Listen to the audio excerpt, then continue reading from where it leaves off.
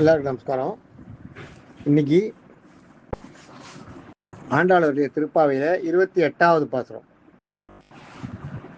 கறவைகள் பின் சென்று காணம் சேர்ந்துண்போம்.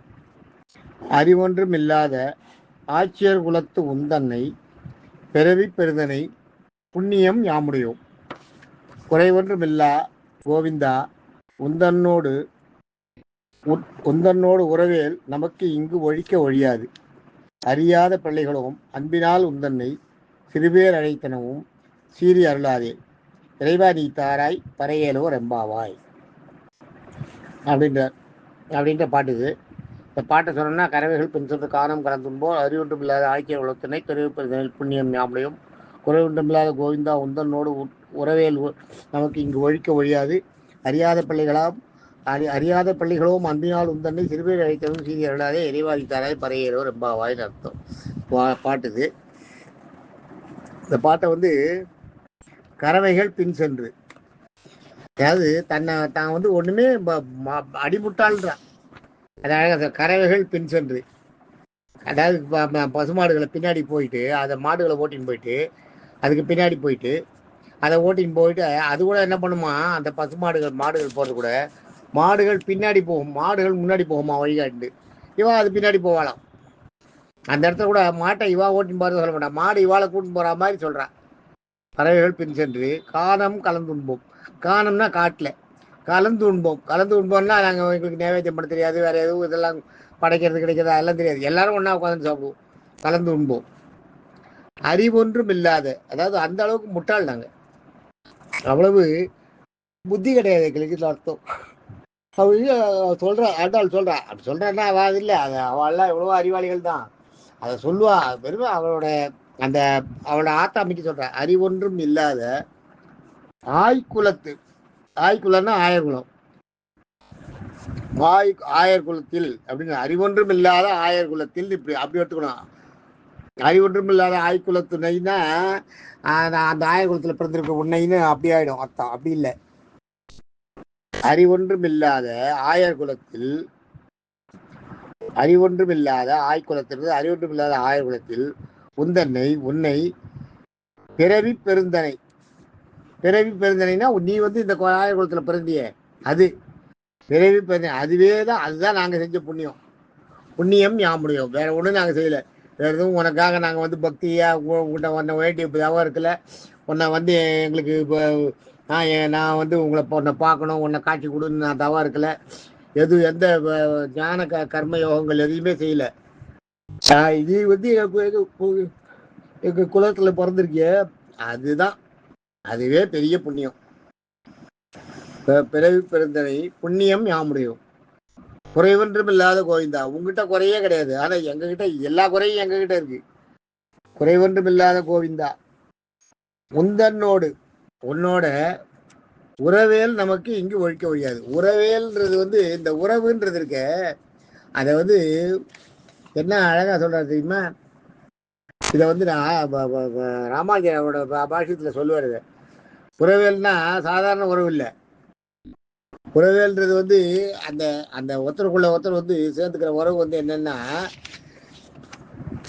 முதல்ல பரமாத்மா, அவர் பரமாத்மாவா இருந்தா நீங்க ஜீவாத்மாவா இருக்கீங்க, அந்த உறவு. அது அதே மாதிரி அவர் அப்பாவா இருந்தா நாங்க புள்ள.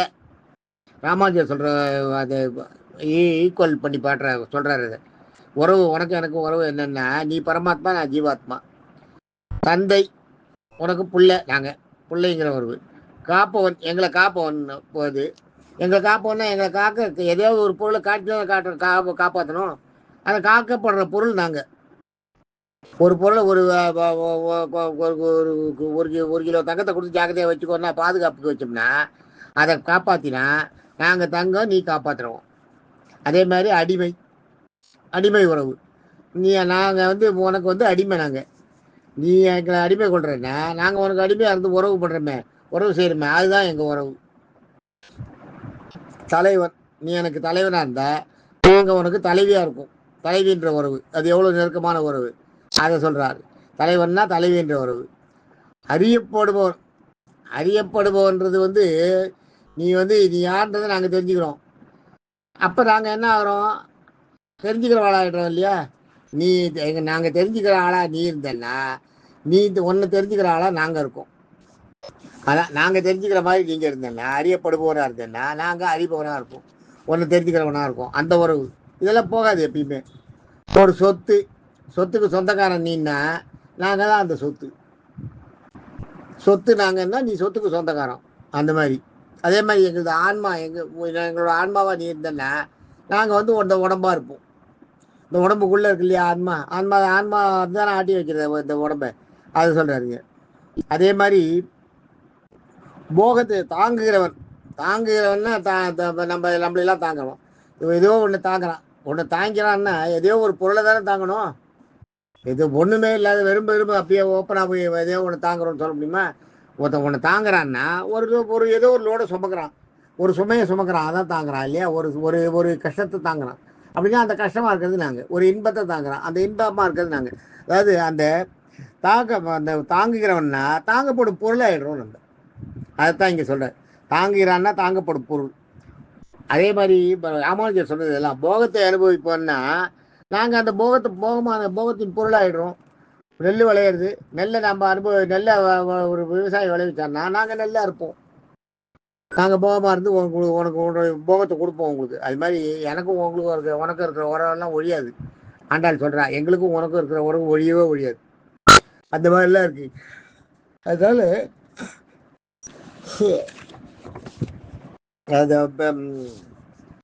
குறைவொன்றுமில்லாத கோவிந்தா இல்லை ஆயர் குலத்து உந்தன்னை பிறவிப்பதனை புண்ணியமாடையும். குறைவொன்றுமில்லாத கோவிந்தா உந்தன்னோடு உறவில் நமக்கு இங்கு ஒழியாது. இது மாதிரிலாம் எங்களுக்கு உறவு இருக்குது. உனக்கு எனக்கு இருக்கிற உறவெல்லாம் அவ்வளோ ஈஸியெல்லாம் போயிடாது. உனக்கு எங்களுக்கு இருக்கிற உறவெல்லாம் அறியாத பிள்ளைகளும். அதுதான் இங்கே சொல்ல, அறியாத பிள்ளை எங்களுக்கு ஒன்றும் தெரியாது. ஒரு கர்ம யோகம் ஞான யோகம்லாம் பண்ண தெரியாது. அறியாத பிள்ளைகளும் எத்தனையோ பேர் என்னென்னவோ பண்ணியிருக்கா இல்லையா. என்னென்னவோ பண்ணி பெருமாளை சேர்றதுக்காக அடையிறதுக்காக எத்தனையோ பண்ணியிருக்கா இல்லையா. நிறைய எத்தனையோ உபாயங்களை இது பண்ணியிருக்கா, அதெல்லாம் ஃபாலோ பண்ணியிருக்கா. எங்களுக்கு அதெல்லாம் தெரியாது. எங்களுக்கு வந்து நாங்கள் எவ்வளோ முட்டாள்னா போய் மாட்டை பேச்சுட்டு வருவாளாம். மாட்டை பேச்சு எங்களுக்கு கர்ம யோகம் ஞான யோகம்லாம் நாங்கள் பண்ணல. எங்களுக்கு அதெல்லாம் தெரியவும் தெரியாது. நாங்கள் போக முட்டாள். நாங்கள் என்ன பண்ணுவோம், மாடு பேச்சுன்னு வரும்போது ஒரு மாடு 2 மாடு 3 மாடுன்னு எண்ண தெரியாது. எண்ணி இத்தனை மாட்டுக்கு இவ்வளவு எங்களுக்கு இத்தனை உழக்கு நெல் கொடுக்கணும், ஒரு மாட்டுக்கு ஒரு உழக்குன்னா இத்தனை மாட்டுக்கு நெல் கொடுக்கணும் அப்படின்றது கிடையாது. ஒவ்வொரு மாட்டு வாழையும் கையில் பிடிச்சி நிற்பாளாம். நிற்கும்போது ஒரு உழக்கு அரிசியை போடுவாளாம், நெல்லை போடுவாளாம். போட்ட உடனே அந்த மாட்டை வாழை விட்டு அடுத்த மாட்டு வாழை பிடிப்பாளாம், அதுக்கு ஒரு உழக்கு போடுவாளாம். அது மாதிரி ஒவ்வொரு மாடாக வாழை பிடிச்சி அந்த வாழை பிடிச்சின்னு இருக்கும்போது ஒரு உழக்கு அரிசியை போடுவாளாம், ஒரு உழக்கு நெல்லை போடுவாளாம். அந்த அன்றைக்கி மேய்ச்சிட்டு வந்தது கூலி. அப்படியாக ராமானுஜர் சொல்றார். அதுதான் அறியாத பிள்ளைகளும் அப்படிங்கிற. அறியாத பிள்ளைகளும் அன்பினால் உந்தனே. ஆனால் ஓட்டின்னு போன மாட்டை விடவே மாட்டோம். என்ன அந்த மாட்டுக்கு எவ்வளோ பெரிய ஆபத்து வந்தாலும் அந்த மாட்டை காப்பாற்றி கொண்டுருவோம். அதுதான் இங்கே சொல்ற, அன்பினால் உந்தன்னை. இப்போ சிறு பேர் அழைத்தரும், உன் பேரை சொல்லி கூப்பிடுறோம் இல்லையா. கோவிந்தான்னு கூப்பிடுறோம், கண்ணான்னு கூப்பிடுறோம், கிருஷ்ணான்னு கூப்பிடுறோம். உன் பேரை சொல்லி நாங்கள் கூப்பிடுறோமே, அதுக்காக கோச்சிக்காத அப்படின்னா. நீ வந்து நாராயணன்னு இப்போ இதில் வைகுண்டத்தில் இப்போ இருக்கிறோம். உன்னை சுற்றி எவ்வளவோ பெரிய சுகபோகங்களாக இருக்குது. அதெல்லாம் விட்டு நீ எங்கள் இதில் வந்து பிறந்திருக்க. நாங்கள் உன்னை வந்து ரொம்ப ஈஸியாக கிருஷ்ணான்னு கூப்பிடுறோம். அதுக்காகலாம் கோச்சிக்காது. ஏன்னா நாங்கள் அறிவு இல்லாதவா, புத்தி இல்லாதவா, அதனால் நாங்கள் அப்படி தான் கூப்பிடுவோம் அப்படின்றார். இறைவா நீ தாராய் பறையலோ. நீ எங்களுக்கு பறையினா தான் சொல்லியிருக்கேன் உங்களுக்கு. பறையினா வந்து மோட்சம். நீ எங்களுக்கு மோட்சத்தை தரணும் அப்படின்றார். ஆனால் கிருஷ்ணன் என்ன சொல்கிறார் இதுக்கு அப்படின்னு அவள் கேட்குறான். கிருஷ்ணன் என்ன சொல்கிறார், நீங்கள் போட்டு போன மாடு ஓட்டு போனீங்களே, அந்த மாடு தான் உங்களுக்கு ஆச்சாரியன். நீங்கள் ஆச்சாரியன் மூலமாக யார்ட்டையும் வரலன்னு என்கிட்ட அது முதல்ல சொல்லுவாய்வா. எங்களுக்கு நாங்கள் எந்த ஆச்சாரியனையும் ஃபாலோ பண்ணி உன்னை வந்து அடையலை அப்படின்னு. நீங்கள் ஆச்சாரியனை ஃபாலோ பண்ணல, ஆனால் அந்த மாடுகள் உங்களை வழி காமிச்சு கூட்டும் போது பற்றியா, அதனால் அந்த மாடுகள் தான் உங்களோட ஆச்சாரியன். மாடுகளுக்கு நீங்கள் வந்து சிஷ்யர்கள். உங்களுக்கு வந்து நீங்கள் வந்து பசு கோவினத்துக்கு அடியார்களாக இருந்ததுனால எனக்கு அடியார்கள். என்கிட்ட டைரெக்டாக என்ன ஆச்சாரியனாக ஏற்றுனவா நீங்கள். அதனால் நீங்கள் அதுக்கெல்லாம் கவலைப்படாதீங்க, நான் உங்களுக்கு பண்ணுறேன் என்றால். இதை வந்து அடுத்த மாதத்தில் சொல்லுவார். இன்னும் ஒரு சிற்றஞ்சிறுகாலை வந்துள்ள சேவித்தில் நிறையா விஷயங்கள் வரும், பார்ப்போம். இன்றைக்கி இது 28வது பாடல். தேங்க்யூ. நாளைக்கு 29வது பாடல் பார்ப்போம். தேங்க்யூ.